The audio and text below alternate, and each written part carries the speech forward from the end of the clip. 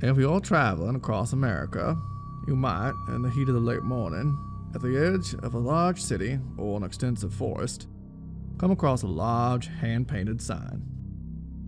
It will only be there if you aren't in a hurry. You only notice it if you have no place in particular you need to be. The sign features one word, and no matter your history with the type of entertainment it advertises, you will be intrigued. If you're lucky, you'll continue on, thinking a sign that old couldn't refer to something that still exists. Unfortunately, it still does, but only if you aren't looking for it. You're following the sign marked Zoo.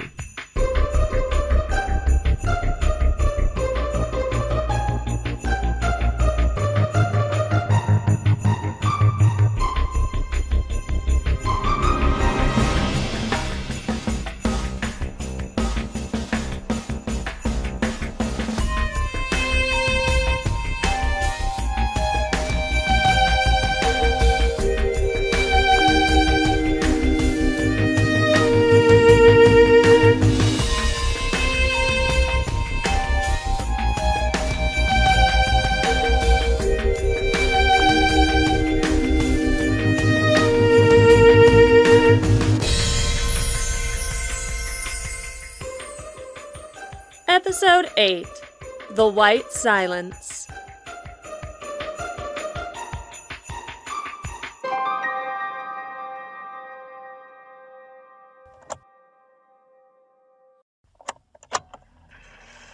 McKayla Kespar, December 24th, 2018. Working on Christmas Eve. I'm not the only one here. There are plenty of agents around, finishing things up before heading out for the holidays. It's not so crazy to push my flight back to this evening. I mean, something came up that I couldn't just ignore. That would be crazy. I mean, never mind. I stopped by my office this morning to pick up some things to review on my flight, and just sitting on my desk was a small black box, and when I opened it up, there were just 2 USB sticks sitting in it, on purple velvet. What kind of over-the-top crap... Wait. Violet. Maybe Titanium left me a Christmas gift? Not that I'm sure how she would get them in here like this. Surely someone would have inspected this or, you know, not let a stranger into my office? Right? Obviously, I have to see what's on these. She wouldn't have left them if they weren't important. Right? These have to be important. Everything going forward has to be worth it. Okay, so the first one is a series of audio files, and then a folder of written documents titled Look at Me Last. This is totally normal and exactly what happens. Audio Diary of Dahlia Riddle, November 27th, 2000. After months of searching, I finally found the lost grimoire of... Most of it I, of course, already knew. I had copies of pages, countless hours of research, but nothing compares to finally holding it in my hands. I found one very curious thing not present in any of the scans. Just a word scribbled down and the notation, "Hold what you yearn for in your mind and say aloud." I haven't done it yet, obviously. I've been tied up at the office, surrounded by my colleagues. Can you imagine if they heard me? It would just be, "Oh, Dahlia, surely you don't believe any of that nonsense you research," or, "Oh, Dahlia, surely this is purely academic for you. Don't be silly." I will be looking more deeply into this when I have the privacy. Audio Diary of Dahlia Riddle, November 28th, 2000. I have not dared to speak the words aloud just yet. I'm filled with both apprehension and excitement every time I think of it. The others in my department note that I have been a bit off since I located the text. They were easily steered away. Everyone believes that I am just engrossed in my work. Translations take time and focus, something my colleagues don't understand. The things I have found, the things I'm learning how to do, they could not and would not understand. I'm running out of patience for them. Little men that have power so readily accessible at their fingertips, they would rather have the world be in their neat little boxes than ever try to seize it. Foolish. I will attempt the incantation this evening at my home. Notes will be updated at that time.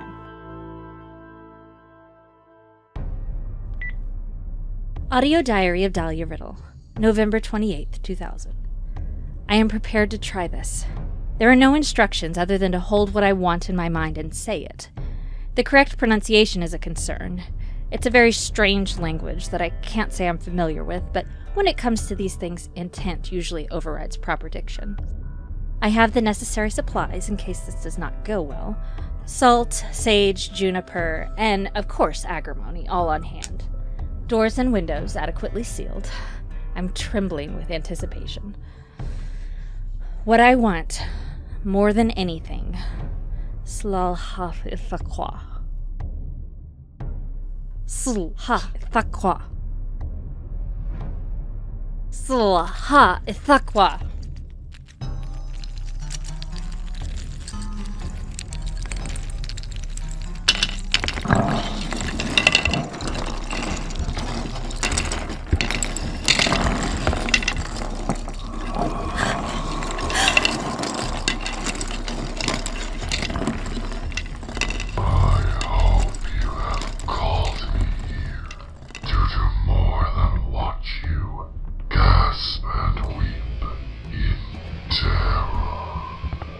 I apologize. Sincerely, you are not what I had imagined. What are you? Where did you come to me from? I am Greed. What are you, Dahlia Riddle? How do you know my name? I did not tell you my name, and yet you know. How powerful you must be to pluck it out of my head like that. Or have you been looking at me for as long as I've been ruminating about what you must be? The note next to the incantation said to use it to get what I want. I apologize for my bluntness on the matter, but you are not exactly what I was looking for. You know what you want. You must ask for it. I want respect. I want loyalty from my peers. They do not understand, and they do not wish to. Not one of them has sought to push any boundary, experience anything beyond their milquetoast existence. Yet they snicker and judge and question my motives? Can you, with your rattling bones and imposing manner and your impossibility, make that happen? I cannot make them love you. I can remove them from your path altogether, so that you may take what you desire. Please, do whatever it takes. Do it by any means necessary. Open me up to take what is owed to me. It will be done, but there is always a cost. I'm not worried about cost. Not when I have a creature like you at my disposal. With something like you at my side, I will have everything I ever wanted.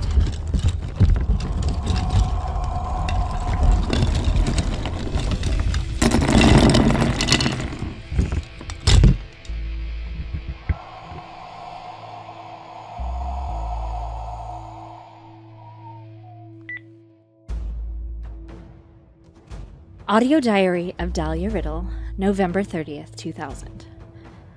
I do not know what I expected, but I am pleased all the same.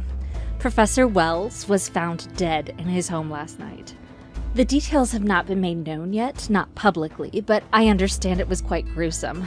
A violent stabbing, if rumors are to be believed, and the body was missing quite a bit of flesh. Tragic for his family, I'm sure, but the rest of us will be relieved that his monotone drawl no longer haunts the halls of this building. Audio Diary of Dahlia Riddle, December 4th, 2000. Things are progressing rapidly. Another colleague gone. Another round of sending sympathy cards to the family. Play my role as the frightened coworker who does not understand why these senseless things are happening. These men are trembling. They fear that they are next, and they are right to fear. They don't know how a human being could do this horrible thing. They think it's as simple as that. These armchair academics won't even entertain the idea that something bigger than that could be happening. Fools. Audio diary of Dahlia Riddle, December 9th, 2000. A third, a fourth, gone. The whole department is shaking now, worried they may be next, and they may be. It doesn't stop until I say it stops, and I say it stops when everyone makes themselves less troublesome. When they stop throwing words around like skeptic and rational to make themselves seem smarter. We see so much, and those experiences just get ignored. Many of them have an acceptance of a bland God, a God they think they can understand, but cannot fathom anything beyond that. Like one thing outside of what they can see and feel is allowed to be real, but others are not. The commonly held belief that we are to distance ourselves so much from the things we study is absurd to me. I believed when I entered this field that we would all be looking for more power, more knowledge, trying to find the old things that live in the tombs and lash them to us. All of that superiority, and yet they get nowhere. It is I who believed, and now I am the one with all the power in the world at my disposal. All these gutless academics do is read their books and try to piece together scraps of information while I have harnessed a god. Pathetic. Audio diary of Dahlia Riddle, December 11th, 2000. Professor Duncan is now among the dead. The fear in the building is palpable, a physical thing. Today it was made official that due to some projects being postponed indefinitely, as those heading them are now tragically deceased, I will be getting my funding to go to... I'm not just getting these dullards out of my hair, I'm getting my way.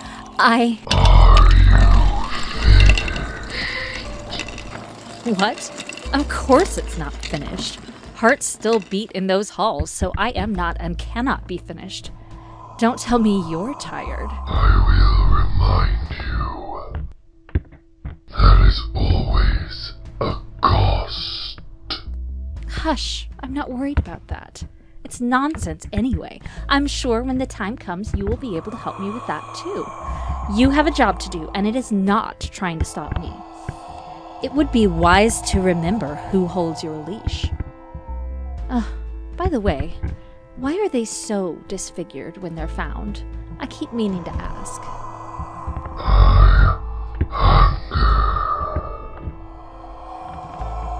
You hunger? So you're eating them? Where does that even go? You're not exactly, built for that sort of thing.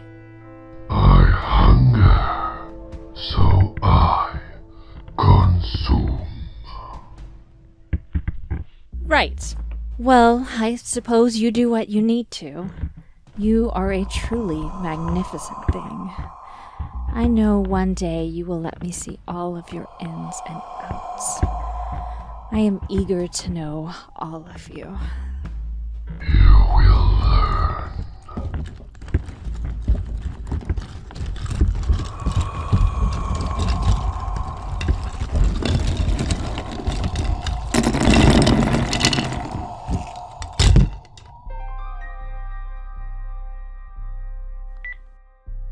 Audio diary of Dahlia Riddle, December 13th, 2000. Not only have I been fully funded and the worst of the worst are dropping all around me, I finally managed to snag the attention of Dr. Reynard Ellison. Dr. Ellison is also a member of the anthropology department, though in a slightly different area of the field from myself. He's the one member of this department that the creature is under strict orders not to touch. I feel like maybe he could be worthy of me. We look good next to one another.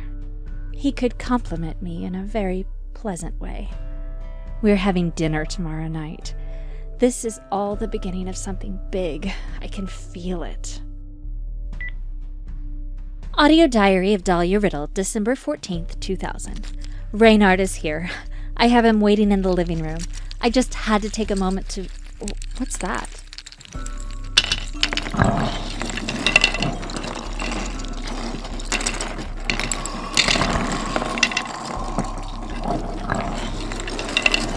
What are you doing here? This is not the time. You are dismissed this evening.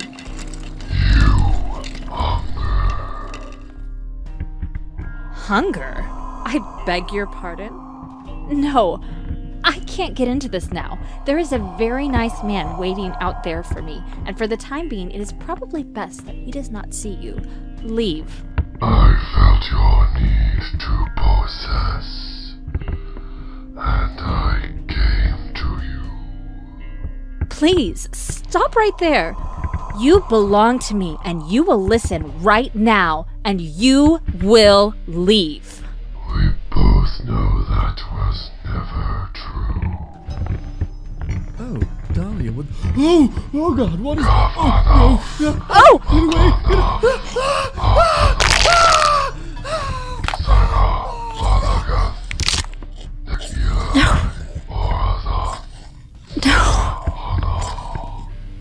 No. No. No.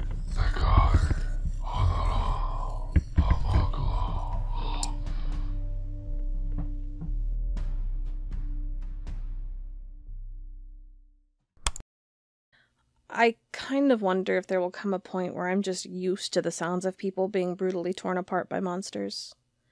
I mean, really, what the fuck is this? What is that creature? Why would something like this be left for me? I don't understand. There's another audio file on this drive, and I don't even know if I want to open it. I mean, I'm going to, but...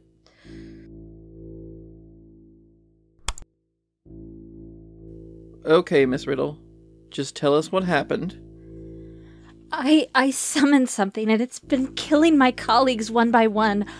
I thought I could control it, but tonight it showed up at my home, unprompted, and it...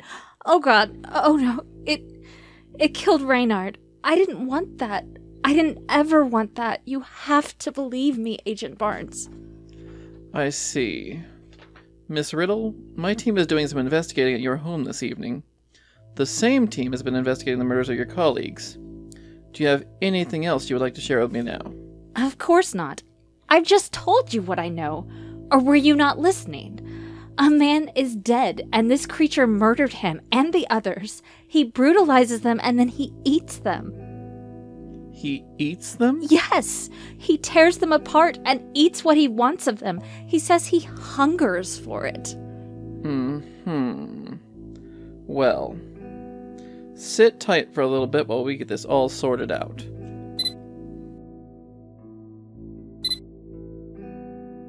Miss Riddle, Dahlia, yesterday you assured me you had nothing else you wanted to tell me. You stand by that? That's correct. Okay. Please explain to me then, why when we compared your fingerprints to some found at the various crime scenes we have looked at over the past few weeks, we got a match? Well, these were colleagues. We went to each other's homes from time to time. Some of the interviews I've done gave me the impression that you weren't particularly close with any of them. Also, some of the fingerprints recovered were in the victim's blood. Is it also true that due to recent events, you have received quite a bit of funding for a project? Well, yes, but... And can you please explain to me why we would find small portions of human organ meat in your garbage? I don't know.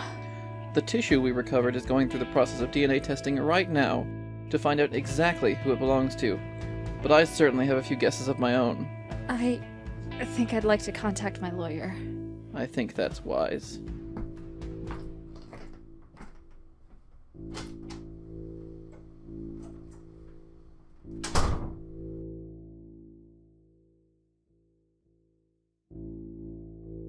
Slaha ithaqwa. Slaha ithaqwa. Slaha ithaqwa. Slaha ithaqwa. Please, come to me. I need you.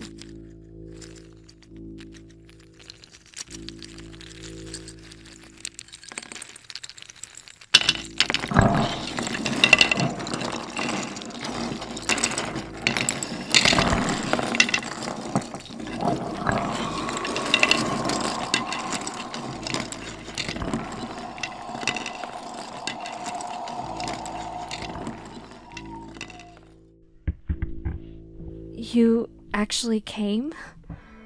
I did not expect you to show up, really. Please, help me. Please get me out of this. I will do anything, make any offering, never call upon you again, even once, if you please just help me. I am not some god to whom offerings can be made. I cannot grant you this. I warned you. There is always a cost. We are all the sum of our consequences. I am constructed of mine, and now you must experience yours.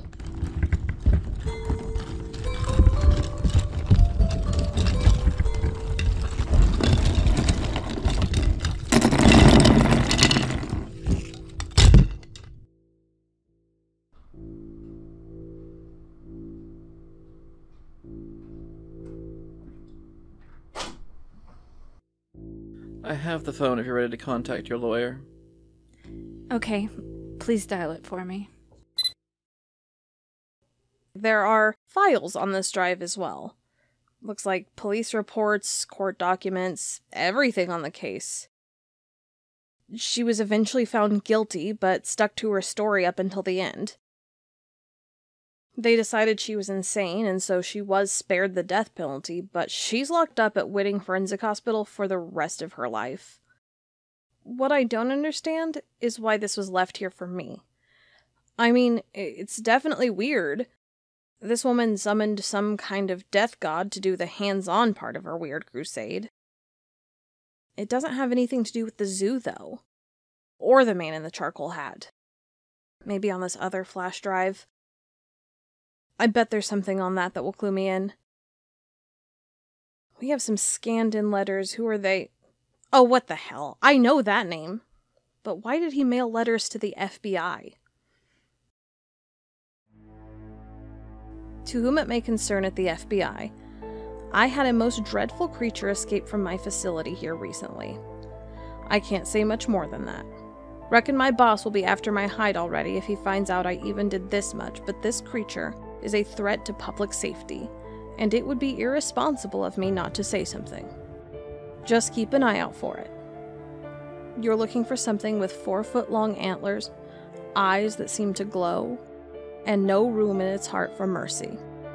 Plus, it was crafty enough to escape the most secure facility in the United States. If the agent that receives this could please leave out a bowl of milk containing exactly 3 of your own tears by the post box during the next rainstorm by way of reply, I'd greatly appreciate it. Warmly, Amos. Amos! He goddamn works at the zoo. At least best I can tell. There's another letter here, too. It's addressed to... Okay, well, this is officially weird now, I guess.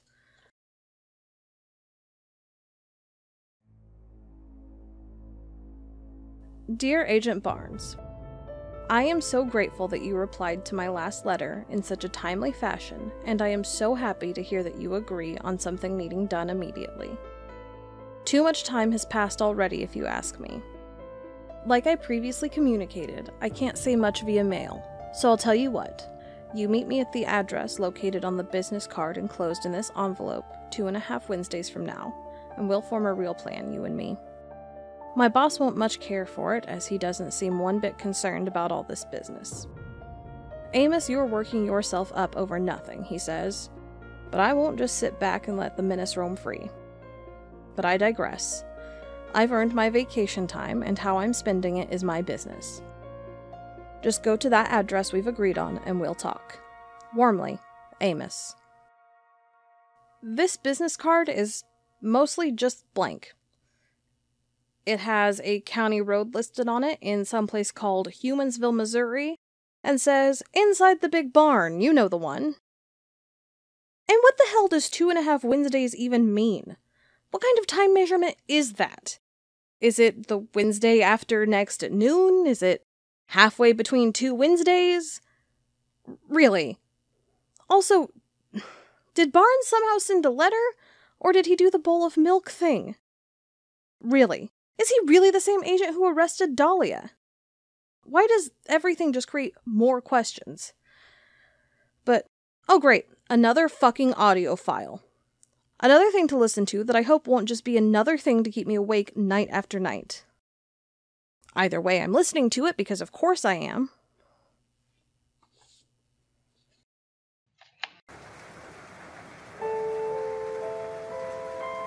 Hello? Amos? It's me. Oh, there you are. It's very dim in here.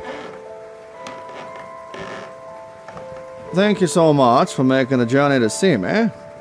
I know it can't have been easy for you.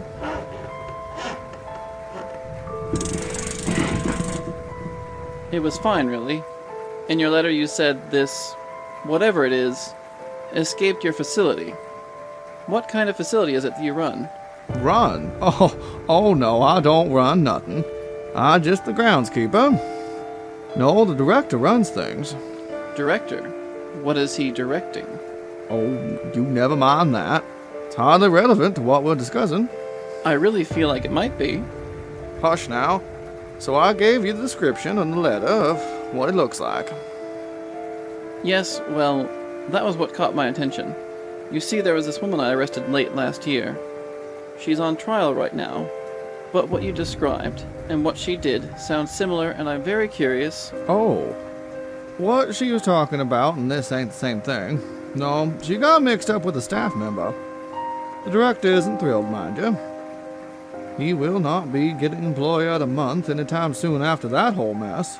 Wait, a staff member? Of where? With antlers?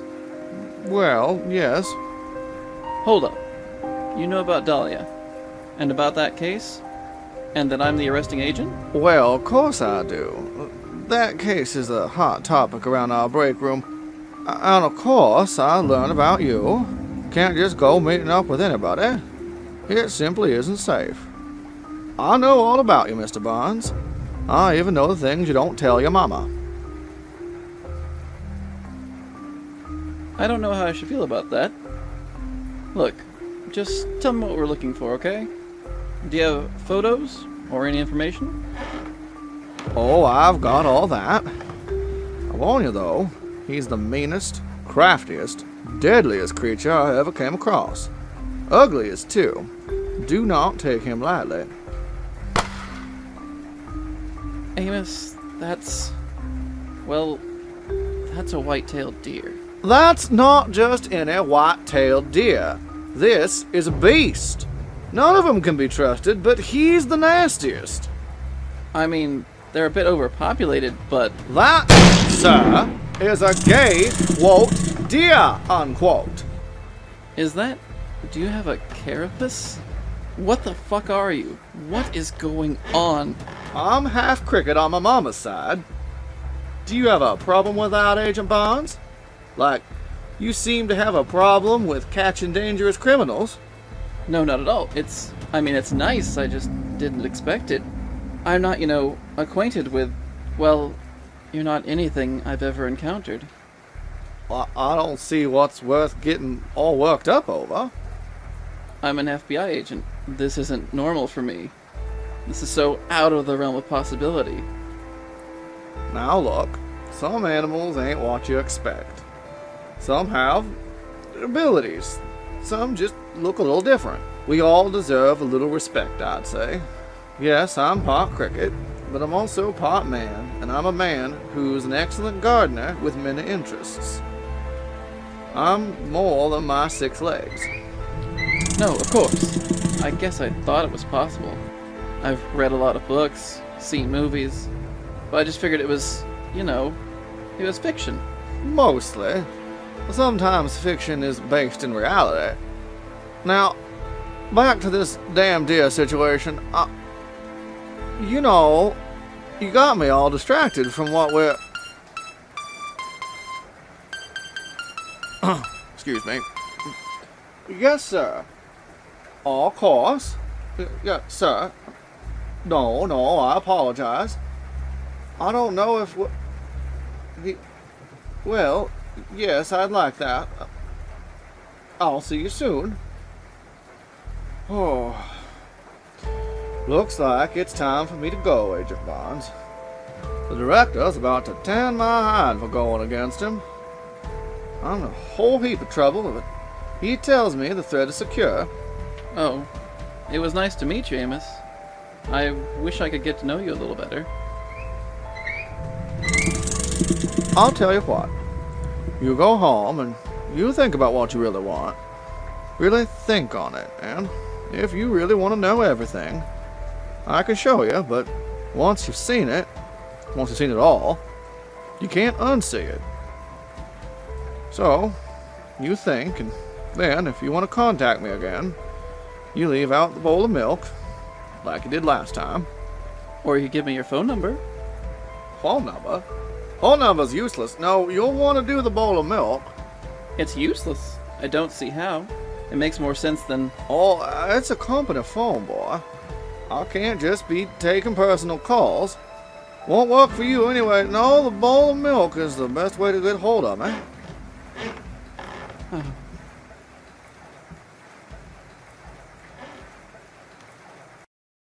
What the fuck did I just hear? No, really. What is that? Did Agent Barnes, who arrested Dahlia Riddle, really go meet up with a goddamn cricket man who works for the red-eyed bastard himself? Whatever happened to Agent Barnes, I wonder?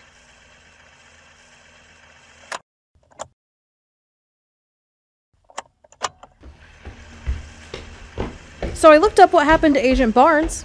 He went missing 3 weeks later. Just 2 days after a thunderstorm. Just up and vanished. Oh, and get this.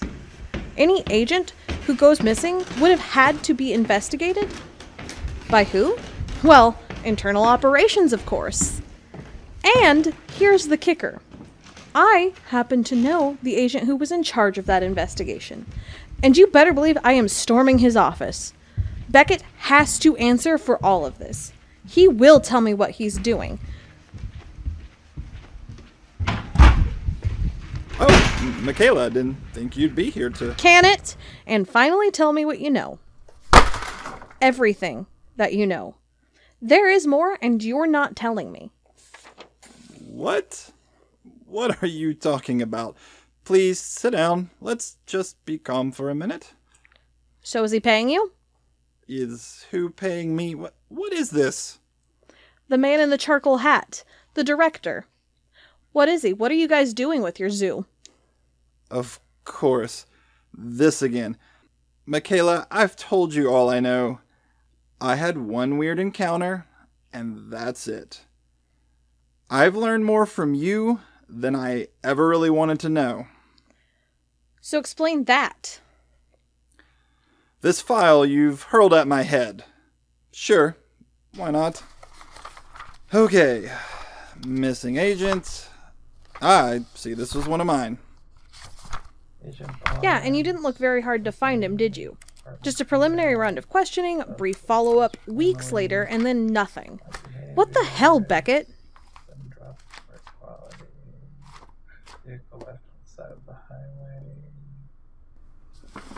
Look at the date this was filed. September 10th, 2001. The day after it was filed, it became the least important thing the Bureau was dealing with.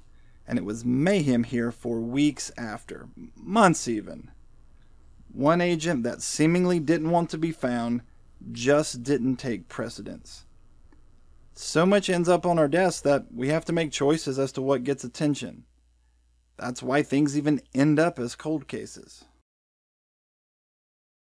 Of course not. I missed that date. How much are you sleeping? What? Don't throw anything at me, but you look horrible.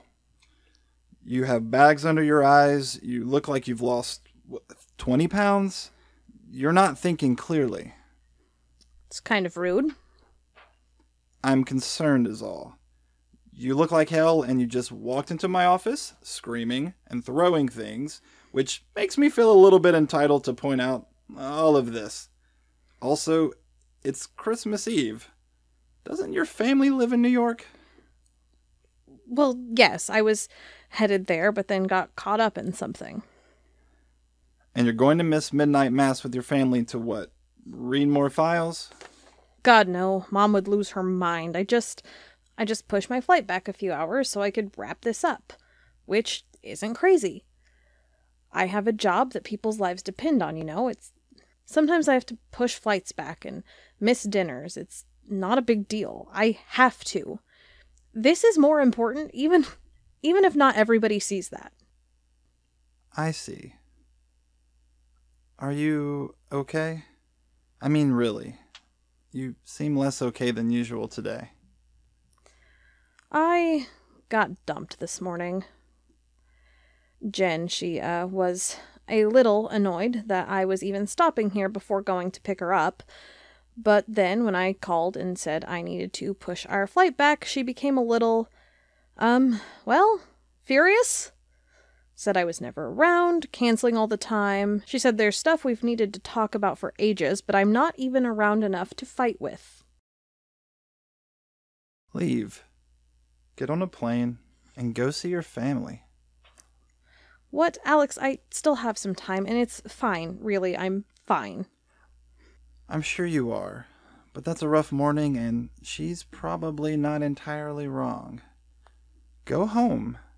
Take a few days, deal with it, and pull yourself back together. All of this, it'll be here when you get back. I'll be here to yell and scream at when you get back.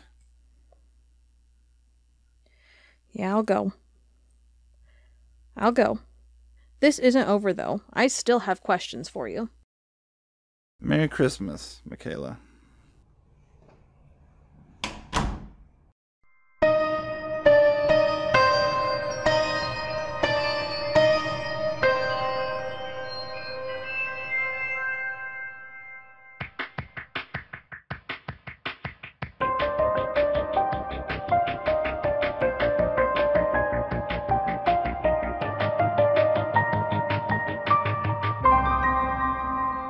Zoo is created by C.J. Housh, Connie Kitts, and Codi Phillips. The voice of McKayla Kespar is Connie Kitts. The voice of Dahlia is Amanda Hall. The voice of Agent Beckett is Nathan Gandy. The voice of Agent Barnes is Chris Meier. The voice of Amos is C.J. Housh. Original music by Nathan Gandy. Follow us on Twitter @ZooPodcast. Thank you to our patrons, Spooklight sponsors Yzma Hecht and Lucille Valentine, and Bigfoot benefactors Paul Matteo and Matthew Staton. Cardboard boxes are wonderful, but we don't want to live in one, so please consider donating to patreon.com/ZooPodcast. All patrons gain access to behind-the-scenes nonsense. Zoo fact: lambs of Tartary, though found worldwide, were once concentrated in Central Asia. Part of the lamb of Tartary is a mother plant that will grow the sheep as its fruit. The sheep will then disconnect and disguise themselves in normal herds. If the mother plant is cut down or burned, both the plant and the sheep will die.